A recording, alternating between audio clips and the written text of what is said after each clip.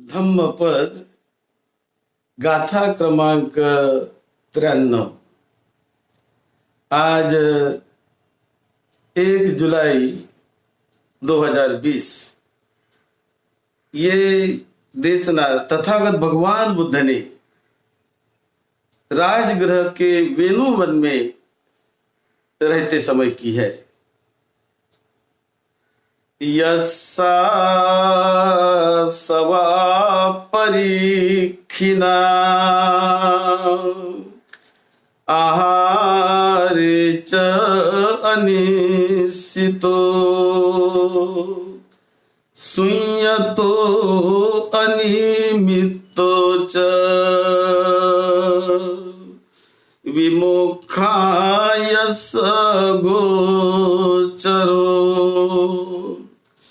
आकाशेव शकुन्तानं पदं तस्य दुरन्नयं। तथागत भगवान बुद्ध राजगृह के वेणुवन में विहार कर रहे थे, रहते थे।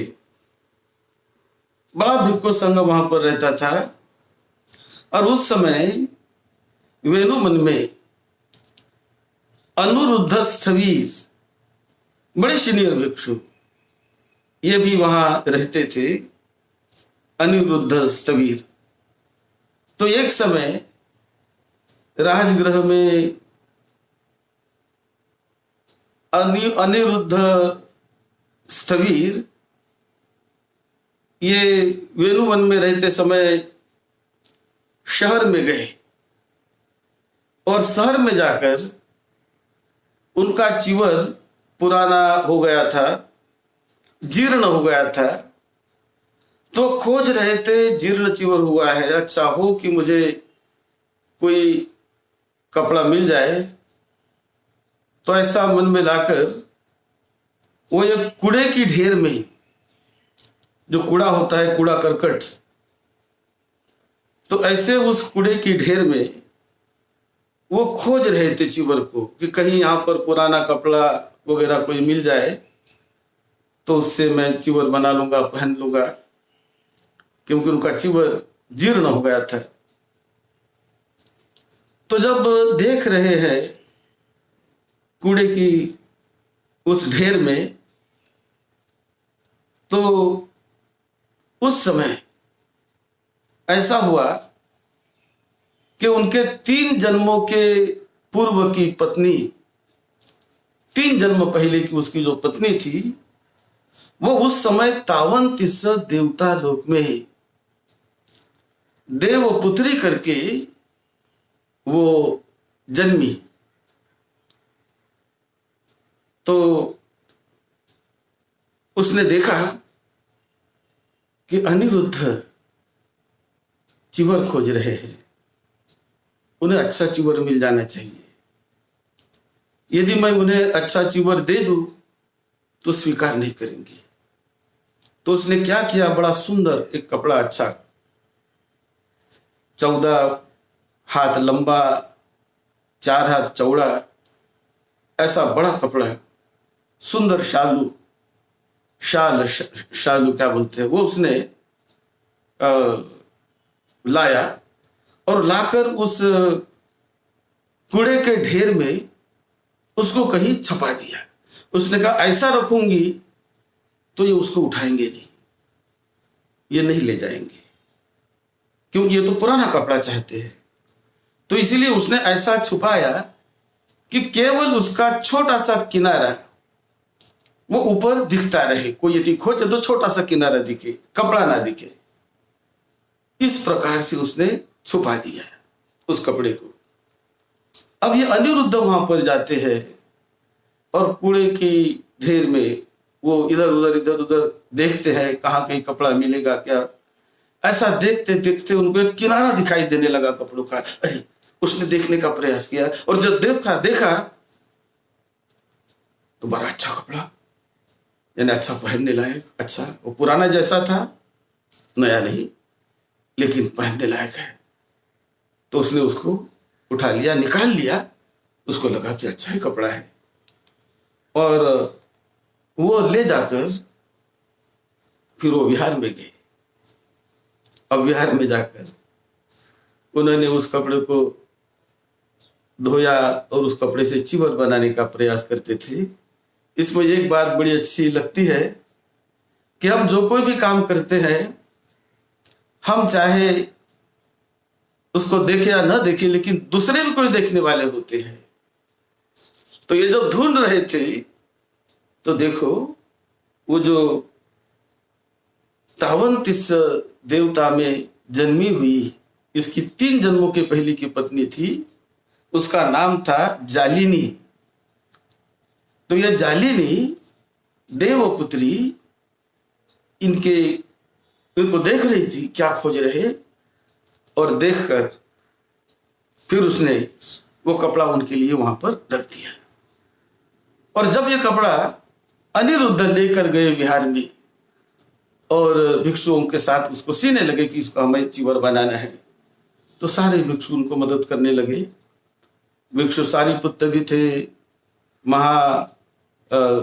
महामोगलायन थे, और सभी सीनियर भिक्षु वहां पर बैठे थे। 80 महास्थवीर वो भी उसको मदद करने लगे। 500 भिक्षु का एक सारा संघ बैठकर वो चिवर को मदद करने के लिए प्रयास करने लगा। और बुद्ध भी वहां पर आ गए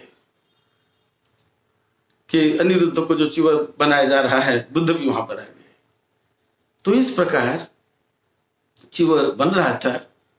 सब भिक्षु उसको मदद कर रही थी, जिस प्रकार से मदद, कोई धागा लाता है, कोई सुई लाता है, कोई ये करता है, कोई वो करता है, कोई वो करता है, अनिरुद्ध के लिए सब कर रहे थे। तब ये जालिनी ने क्या किया, वो जो देवपुत्री जालिनी, उसने शहर में जाकर लोगों को कहा कि देखो, आज बड़ा पुण्य का मौका है।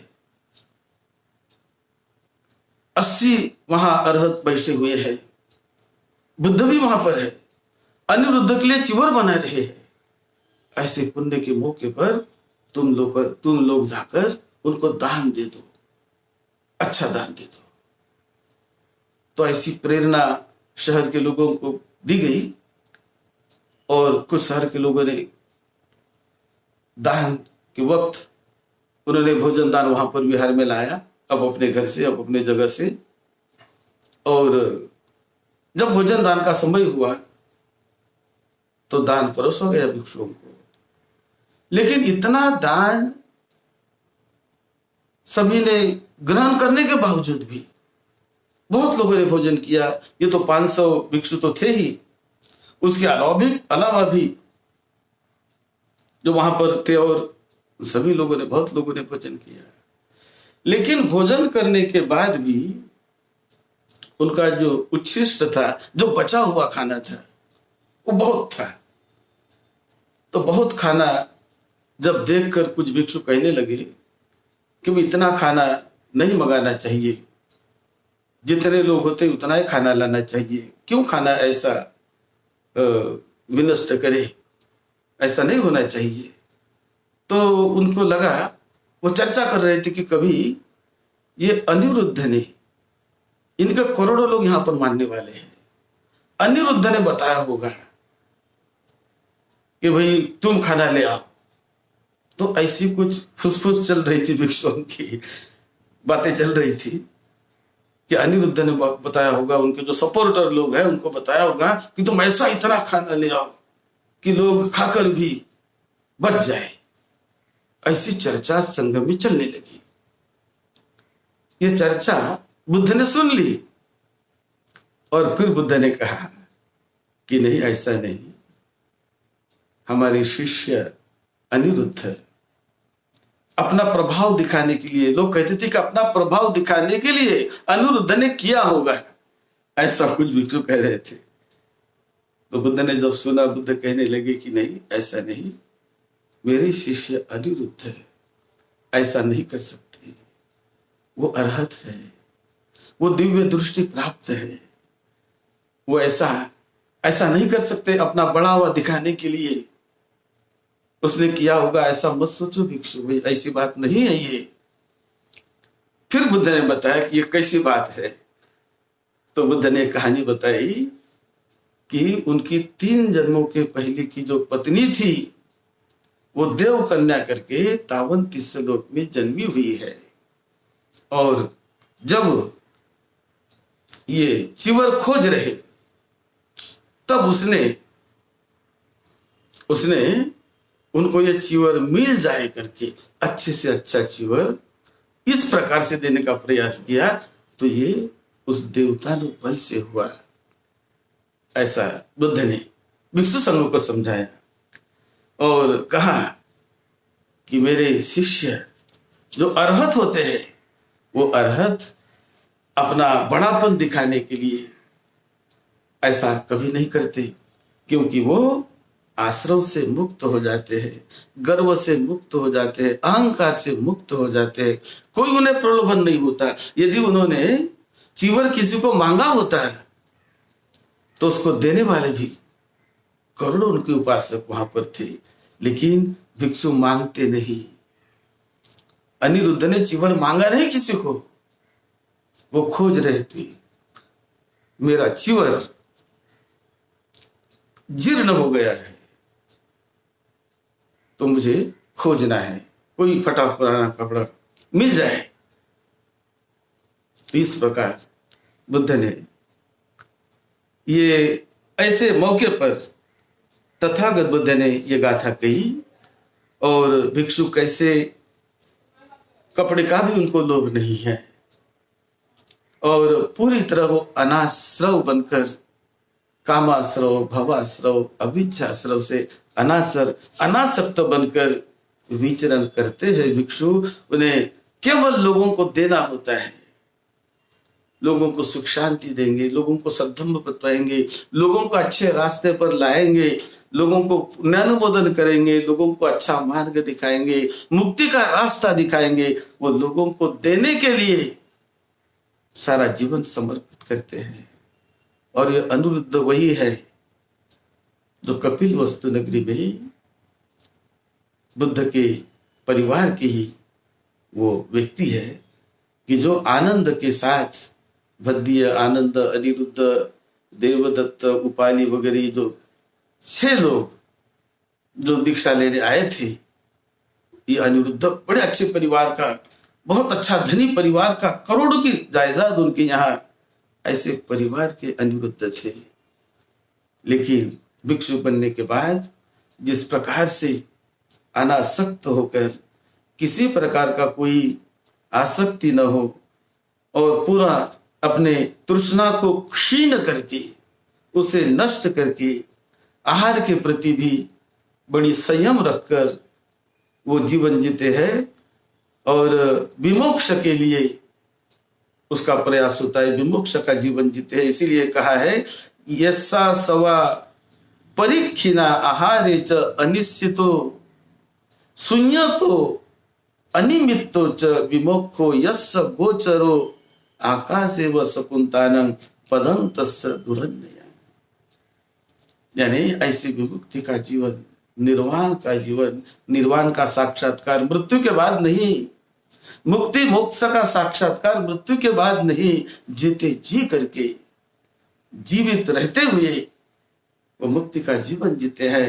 फिर उदाहरण दिया कि जिस प्रकार पंछी हवा में, आकाश में उड़ते समय, उड़ते हुए कौन से कहां पर उसने अपने पैर रखे, कहां पर पंख से उसने पंख कहाँ हिलाया, कहां पैर रखे, क्या हुआ, इसके उस दिशा को खोजना बड़ा कठिन हो जाता है, खोजना बड़ा दुर्मिळ हो जाता है, क्योंकि वो स्वतंत्र ढंग से, पंछी के ढंग से कोई निशानी न छोड़कर उड़ते चले जाते हैं, उड़ते चले जाते हैं। इसी प्रकार अरहत भिक्षु कोई लोभ की, द्वेष की, मोह की, विकारों की कोई निशानी न छोड़कर अनासक्त होकर लोगों के हित के लिए, सुख के लिए जीने वाले होते हैं।